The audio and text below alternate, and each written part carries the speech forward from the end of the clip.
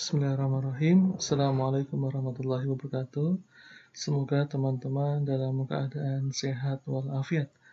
Pada pertemuan kali ini, saya akan menjelaskan materi tambahan yang masih berkaitan dengan materi yang saya share minggu lalu. Baik, kita akan bahas materinya tentang induksi elektromagnetik. Kita akan lihat perbedaan antara gaya listrik dan gaya magnet terlebih dahulu ya, untuk mengingat pertemuan-pertemuan yang kemarin. Jadi ada perbedaan antara gaya listrik dan gaya magnet. Anda masih ingat gaya listrik itu tidak berkaitan dengan pergerakan partikel ya kemarin.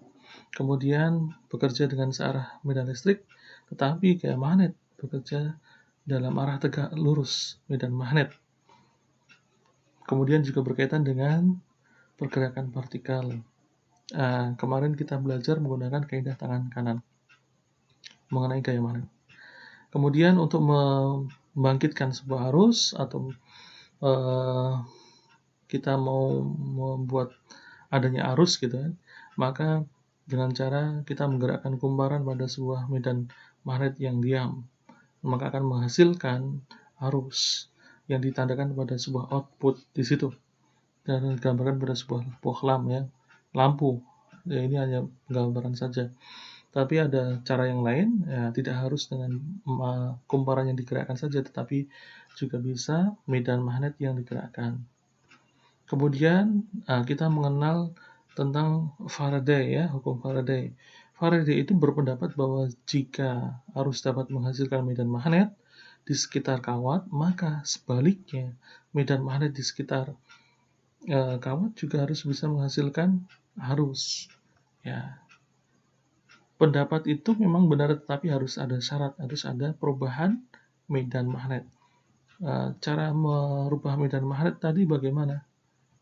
Ya, kalau di penggambaran yang tadi, visual yang sebelum slide ini, digambarkan ada sebuah kumparan harus dilewatkan pada medan magnet, maka akan terjadi perubahan medan magnet. Kita kenal juga sebagai induksi elektromagnetik, fenomena perubahan medan magnet yang dapat menginduksi konduktor di dekatnya, disebut induksi elektromagnetik. Ada beberapa hukum ya tentang hukum electricity, magnetism ya. Electricity, muatan listrik menghasilkan medan listrik. Hukum magnet, magnet menghasilkan medan magnet, dan arus pada kawat menghasilkan medan magnet. Kemudian di hukum Faraday, perubahan medan magnet dapat menghasilkan arus induksi.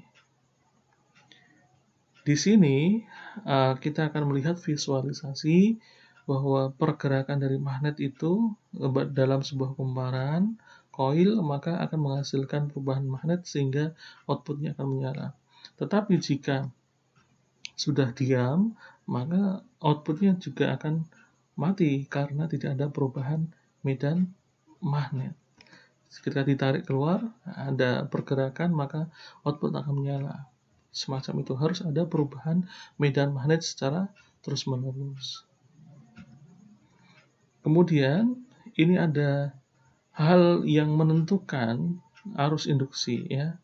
Pertama adalah kekuatan dari medan magnet, kemudian kecepatan kaitannya dengan magnet dengan koilnya itu sendiri, kemudian area dari loopnya, dan jumlah dari loopnya atau jumlah dari koilnya, lilitannya.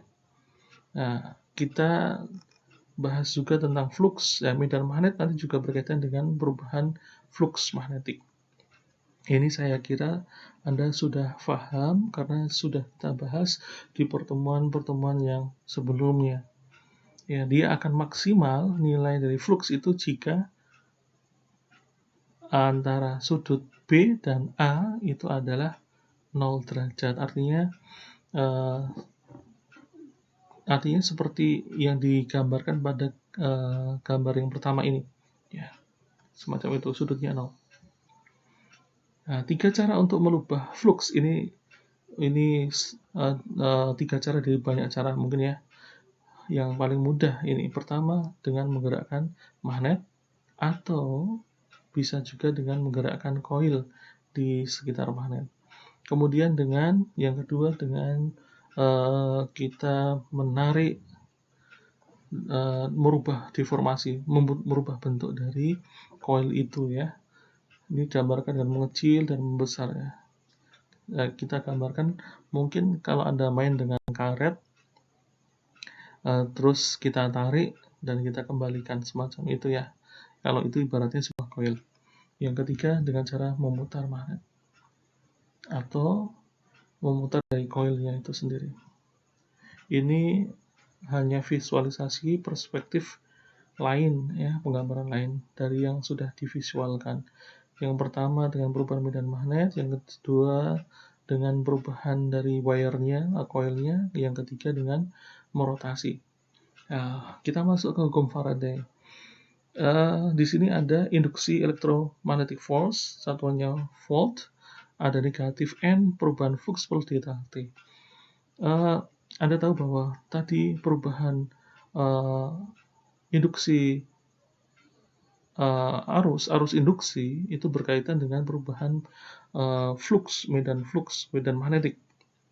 Ya, hukum Faraday tadi juga mengatakan bahwa medan magnet akan bisa perubahan medan magnet dapat menghasilkan arus semacam itu. Ini ada negatif di sini ya, ada negatif itu dilengkapi oleh hukum Lenz. Kita lihat di sini. Electromagnetic force tadi sebenarnya adalah tegangan induksi pada ujung-ujung kumparan yang tergantung pada N jumlah lilitan perubahan flux per delta T. Negatif itu sendiri adalah berkaitan dengan arahnya ya, perlawanan. Jadi hukum Lenz nanti mengatakan bahwa arus induksi yang diciptakan atau hasilnya itu berlawanan arah dengan medan magnet yang menciptakannya. Jadi ada medan magnet masuk ke sebuah kumparan, maka dari kumparan itu akan menimbulkan arus induksi yang arahnya berlawanan nanti dengan asalnya yang menciptakannya gitu ya. Kemudian ya ini penjelasannya.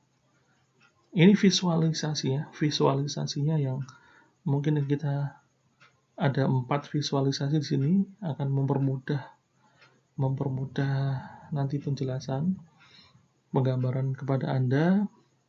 Anda ingat bahwa nanti ada flux ya, yang penting ada perubahan flux. Tetapi syarat kedua